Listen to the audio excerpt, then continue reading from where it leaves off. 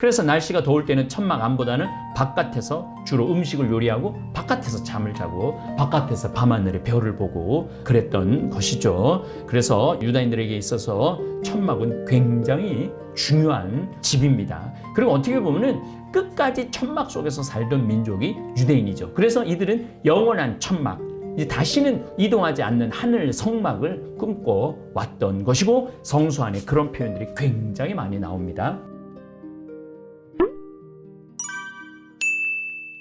우리 다볼사이버 성경대학 학생들은 진리를 추구하는 학생들입니다. 여러분들 이 창세기를 쭉 읽어나가고 예언서를 읽어나가고 신약성서 사복음을 읽어나가면은 우리 인간이 어떻게 살아야 되는지, 예수님이 어떻게 살아야 되는지에 대한 끝도 없는 얘기를 했어요. 가난한 사람들, 눈먼 사람들, 소외받는 사람들, 또 이방인들, 또 과부들, 이런 모든 사람들. 그러니까 5천 명을 먹일 때도 저들을 내 허기지게 떠나보내고 싶지 않다. 배고픈 사람들, 이런 사람들에게 위로가 되고 도움이 되는 삶, 인간 서로끼리 위로하고 서로 사랑하는 예수님의 그 하이라이트의 계명, 서로 아끼고 걱정해주고 이런 삶을 살 때 뭔가 자존감이 충만하고 내 인간 존재가 더 드러나는 거죠. 비트코인 해갖고 100억을 벌었다, 200억을 벌었다.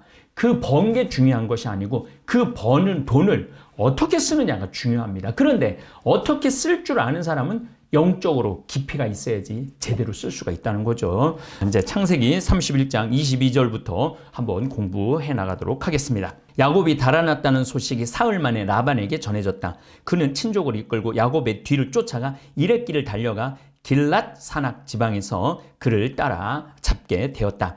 그날 밤 꿈에 하느님께서 아람 사람 라반에게 나타나 말씀하셨다. 여기서 아람 사람이라는 것은 떠돌이 사람, 떠돌이를 하는 사람이라는 얘기예요. 좋은 말이든 나쁜 말이든 야곱에게 아무 말도 하지 않도록 조심하여라. 라반이 야곱에게 다다랐을 때 야곱이 산악 지방에 천막을 쳤으므로 라반도 자기 친족과 함께 길랏 산악 지방에 천막을 쳤다.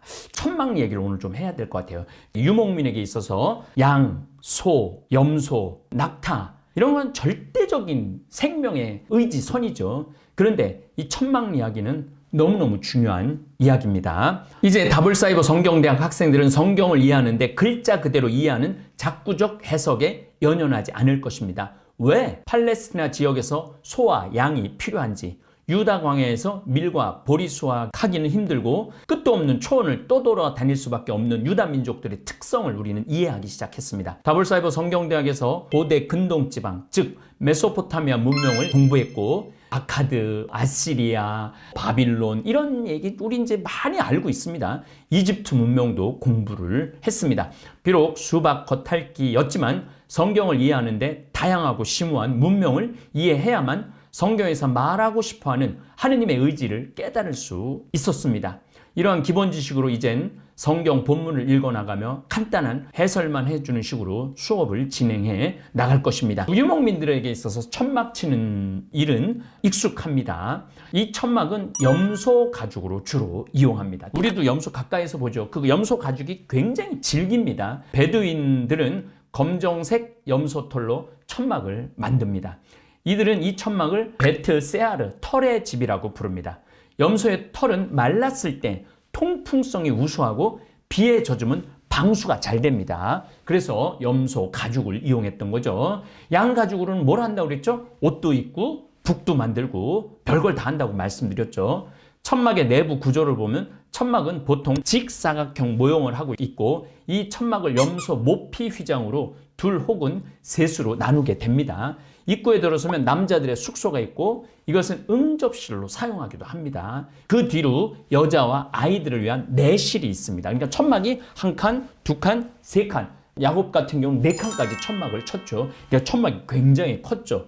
하인들이나 가축을 위한 방이 더 있기도 했습니다. 내실에 있는 여자들은 응접실에서 보이지 않지만 응접실에서 나누는 대화를 들을 수 있었습니다. 사라는 아브라함이 천사들과 나누는 대화를 충분히 들을 수 있었습니다. 창세기 18장 15절 보겠습니다.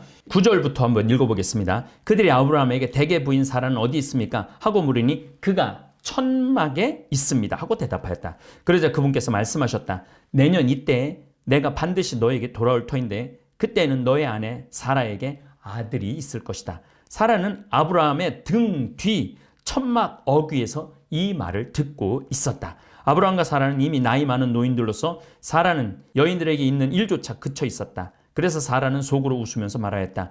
이렇게 늙어버린 나에게 무슨 육정이 일어나랴. 내 주인도 이미 늙은 몸인데. 그러자 주님께서 아브라함에게 말씀하셨다. 어찌하여 사라는 웃으면서 내가 이미 늙었는데 정말로 아이를 낳을 수 있으랴 하느냐. 너무 어려워 주님이 못할 일이라도 있다는 말이냐.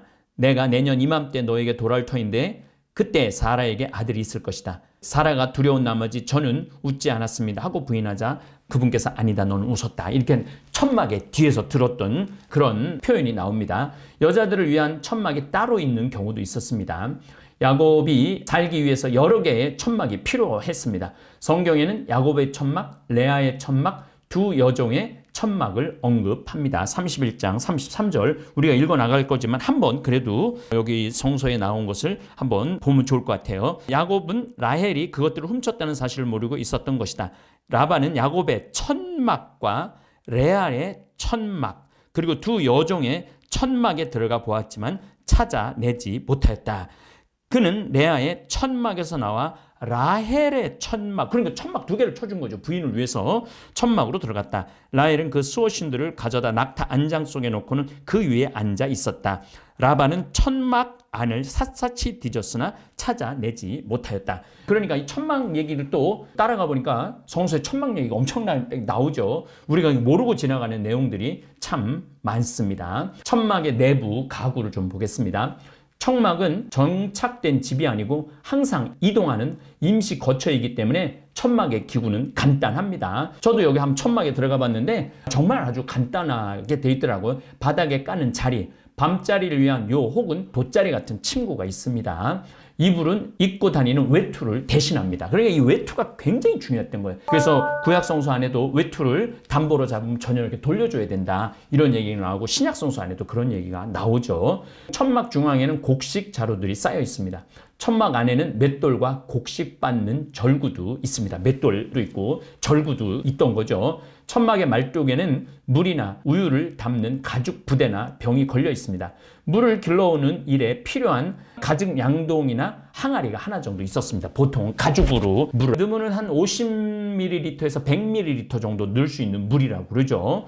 주방기구로는 솥, 냄비, 양푼, 그릇들, 물컵이 있었습니다. 솥이 있고 냄비가 있고 양푼 이건 전부 다 구리 78, 주석 22 청동 제품입니다. 밤에는 올리브로 불을 밝히는 등잔이 있습니다. 이 올리브로 불을 밝히는 게 굉장히 그래서 올리브 기름이 비쌌던 거죠. 아주 좋은 올리브 기름으로 잔치 때 아주 밝게 하는 혼인잔치 때 씁니다. 그래서 예수님이 혼인잔치에서 기름을 준비하는 슬기로운 처녀, 준비하지 않는 어리석은 처녀 얘기도 이런 데서 다 나오는 거예요. 낙타를 몰고 다니는 여유가 있는 천막 안에는 낙타의 장신구, 위에 앉는 거 있죠. 이것은 걸터 앉는 의자 역할을 합니다. 잃어버린 드라빔을 찾기 위해 라반이 천막 안을 샅샅이 살피고 있을 때 라헬이 낙타 장구 위에 앉아 있습니다. 34절에 저는 지금 달거리 때라 못 움직인다고 미안하다고 그것은 응접실의 소파에 앉아 있는 자연스러운 모습이 됩니다. 화로는 천막 안에 땅바닥에 이렇게 세웁니다. 땅에 구멍을 파고 불을 지피고 구멍 주위에는 돌을 쌓아 놓습니다. 그리고 불 위에는 취사도구를 올려놓고 또 가능하다면 이렇게 한 마리를 걸어놓고 주전자를 걸어놔요. 그래갖고 그 주전자로 자스민 차, 민트향 차들을 광야에 가면 그거 많거든요. 그거 뜯어갖고 차로 마시기도 하죠. 천막 밖 가까운 곳에도 이런 화로 하나를 만들어 놓습니다. 바깥에. 그래서 날씨가 더울 때는 천막 안보다는 바깥에서 주로 음식을 요리하고 바깥에서 잠을 자고 바깥에서 밤하늘의 별을 보고 그랬던 것이죠. 그래서 유다인들에게 있어서 천막은 굉장히 중요한 집입니다. 그리고 어떻게 보면은 끝까지 천막 속에서 살던 민족이 유대인이죠. 그래서 이들은 영원한 천막, 이제 다시는 이동하지 않는 하늘 성막을 꿈꿔 왔던 것이고 성서 안에 그런 표현들이 굉장히 많이 나옵니다. 천막 짓기와 방 늘리는 방법이 있어요. 유목민들은 결혼한 신랑 신부를 위한 일 외에는 새 천막을 만드는 일이 거의 없습니다. 보통 1년 정도 염소 가죽 조각을 무어두었다가 낡은 천막을 수리하는 일에 사용합니다. 염소고기도 굉장히 맛있습니다. 여러분들 염소고기 드셔보시지 못한 분들이 있는데 한번 도전해보세요. 양고기도 굉장히 양기를 돋우는 건데, 그래서 미국에는 보신탕이 개고기가 아니라 염소고기를 보신탕이라고 하고 우리 한인들이 많이 먹죠. 한인들만 많이 먹는 게 아니라 유목민들도 염소고기 많이 먹습니다. 그리고 염소고기가 굉장히 맛있습니다. 이제 염소고기 먹을 때마다 가죽을 다 모아두는 거죠. 조금씩 새 조각을 붙여 수리하는 천막은 아들에게로 대물림을 하게 되는 거예요. 그러니까 한번 천막이 되면은 뭐 50년, 100년까지 가는 거예요. 가죽이니까. 천막 식구가 늘거나 부자가 되면 기존의 천막에 다른 천막을 이어 새 집을 만듭니다. 다른 하나를 짓는 것이 아니라 단지 천막을 이어 붙이는 거예요. 장막터를 넓히는 문제를 줄을 길게 하고 말뚝을 견고하게 해야 한다고 언급한 이사야도 이런 과정을 염두에 두었던 것입니다. 이사야서 54장 2절 잠깐 읽어보겠습니다. 너무너무 천막에 대한 설명을 잘했죠. 주님께서 말씀하신다. 너의 천막터를 넓혀라. 내 장막의 휘장을 아낌없이 펼쳐라. 내 천막을 하는 줄을 길게 늘이고 말뚝을 단단히 박아라. 내가 좌우로, 그러니까 천막이 점점 커지는 것은 민족의 번성을 얘기합니다. 왜냐하면 54장 1절을 보면 환성을 올려라 아이를 낳지 못하는 여인아, 기뻐 소리쳐라 즐거워하라 산고를 겪어보지 못한 여인아, 버림받은 여인의 아들들이 혼인한 여인의 아들들보다 많을 것이다. 내 후손이 문나라를 차지할 것이다. 황폐한 성읍들에 자리 잡을 것이다. 그래서 천막 이야기를 이렇게 아주 잘 묘사를 했던 거죠. 천막은 유목민의 집입니다. 천막은 움직이지 않는 집 개념이기보다는 하룻밤을 보내는 일시적인 피신처, 쉘터라고 얘기를 합니다. 이스라엘의 선조들은 약속의 땅에서 천막을 중심으로 살았던 순례자들입니다. 히브리서 11장 9절을 보면 믿음으로써 그는 같은 약속의 공동상속자인 이사학과 야곱과 함께 천막을 치고 머무르면서 약속받은 땅인데도 남의 땅인 것처럼 이방인으로 살았습니다. 하느님께서는 설계자이시며 건축가로서 튼튼한 기초를 갖춰주신 도성을 기다리고 있었기 때문입니다. 그러니까 천막에서 떠돌아다니다가 하느님의 튼튼한 도성에서 산다는 그런 얘기를 하는 겁니다.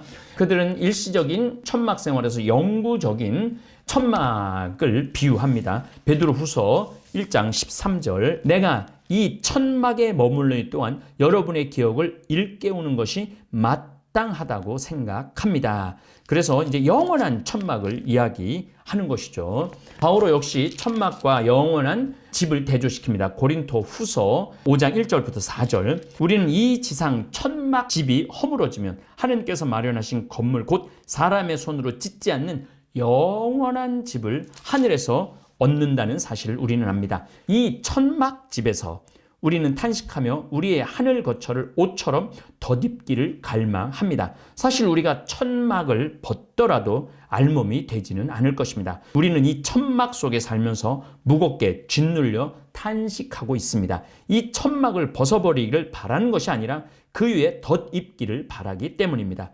죽을 것을 생명이 삼키도록 말입니다. 바로 이 일을 위하여 우리를 준비시키신 분은 하느님이십니다. 그분께서는 우리에게 그 보종으로 성령을 주셨습니다. 그래서 영원한 천막을 덧입기를 원한다라는 이야기를 많이 얘기를 하죠. 유대인에게 천막은 보호와 평안과 소망을 의미합니다. 이것은 성경이 자주 하느님의 임재를 장막과 같이 여겼기 때문입니다. 그래서 왕자에 계신 분은 그의 백성들에게 장막을 펴실 것입니다. 요한복시록 7장 15절을 보겠습니다. 그래서 그들은 하느님의 어자 앞에 있고 그분의 성전에서 밤낮으로 그분을 섬기고 있다. 어자에 앉아 계신 분께서 그들을 덮는 천막이 되어 주실 것이다. 그들을 덮는 천막. 하나님께서 우리의 집이 되어 주신다는 거죠. 하나님께서 우리의 안전이 되어 주신다는 이야기를 우리가 이렇게 들을 수가 있는 것입니다. 25절, 이 천막 한 구절 가지고 이렇게 긴 얘기를 했습니다. 라반이 야곱에게 다다랐을 때 야곱이 산악지방에 천막을 쳤으므로 라반도 자기 친족과 함께 길랏 산악지방에 천막을 쳤다. 라반이 야곱에게 말하였다. 자네가 나를 속이고 내 딸을 전쟁 포로처럼 끌고 가다니 어찌 이럴 수가 있는가? 어째서 나를 속이고 몰래 달아났는가? 왜 나에게 알리지 않았나? 라반은 끝까지 야곱을 노동을 착취하려고 그랬던 거죠. 그렇다면 내가 손북과 이것도 양으로 했다고 그랬죠. 비파로 노래 부르며 기쁘게 자네를 떠나보내지 않았겠나? 내 손자들과 딸들에게 입맞추게 해주지도 않았는가? 자네가 한 짓은 어리석기만 하네. 나는 자네들을 해칠 수도 있지만 어젯밤 자네들 아버지의 하느님께서 나에게 좋은 말이든 나쁜 말이든 야곱에게 아무 말도 하지 않도록 조심하여라 하였네. 그런데 자네는 아버지의 집이 그토록 그리워 떠났다고 하지만 내 신들은 어째서 훔쳤는가? 이건 내가 지금 여러분들 성경 강의하면서 10번 정도 읽었습니다. 그래서 뛰어 넘어갑니다. 36절. 그러자 야곱이 화를 내며 라반에게 따졌다. 야곱이 라반에게 다그쳤다. 제가 무엇을 잘못했습니까? 제가 무슨 죄를 지었기에 이렇게 악착스레. 그러니까 야곱이 지겨웠던 거. 20년 동안 처가살이한 게 지겨웠던 거죠. 악착스레 쫓아오셨습니까? 제 물건을 샅샅이 뒤지셨는데 장인어른 집안의 기물 가운데 무엇이라도 찾아내셨습니까?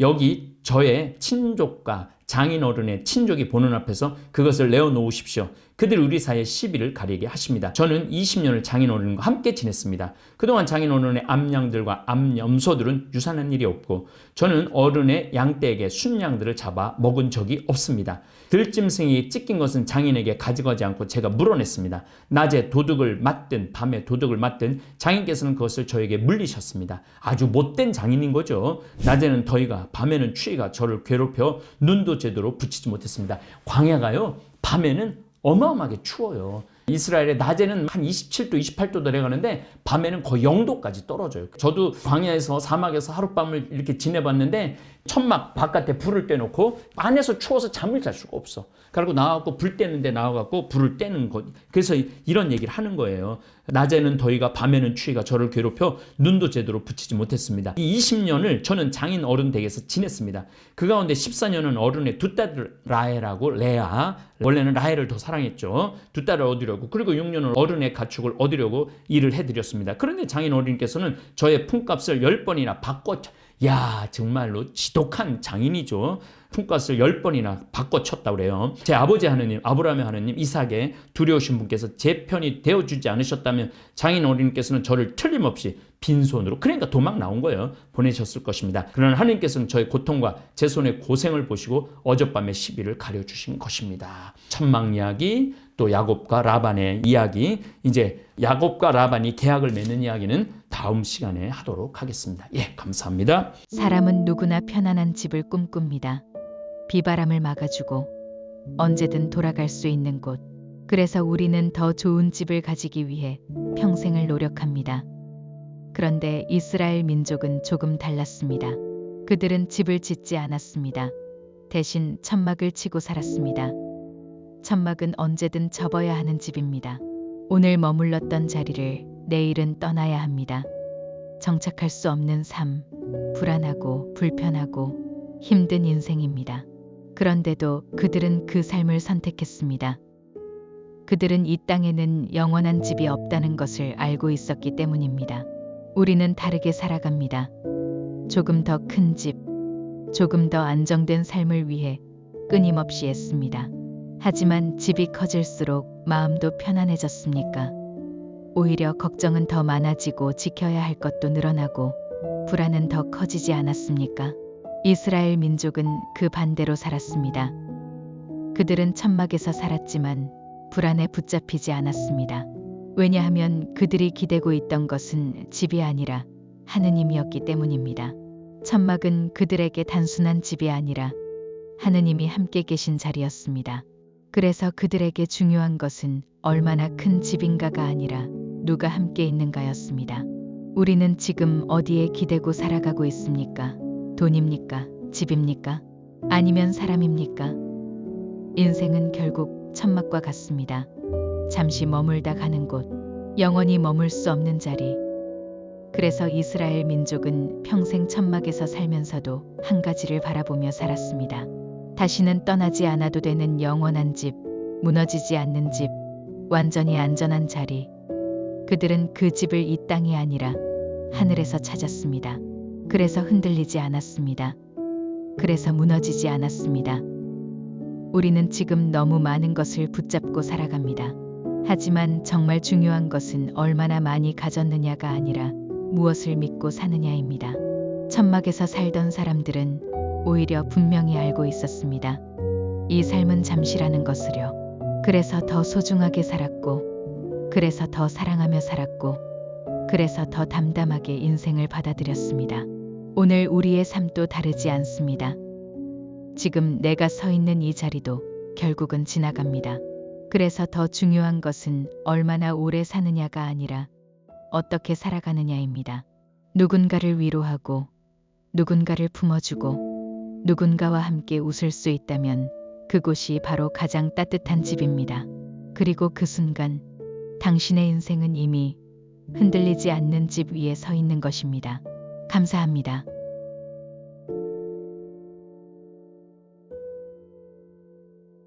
하늘에 계신 우리 아버지, 아버지의 이름이 거룩히 빛나시며 아버지의 나라가 오시며 아버지의 뜻이 하늘에서와 같이 땅에서도 이루어지소서.